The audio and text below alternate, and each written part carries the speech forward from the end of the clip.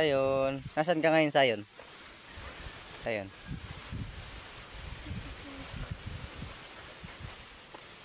Dito kami sa Laguna. Santa Maria. At nag-a-attempt na mag-demo ng aming organic product para sa mga magsasaka. Yung mga aso dito, oh, hindi siya masyado kagiron. Kasi walang ibang ano.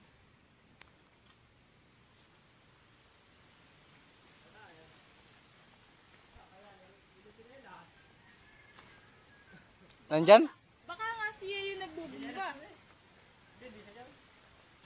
Mataba yun. Baka nandun ng ulit. Nanunood na lang.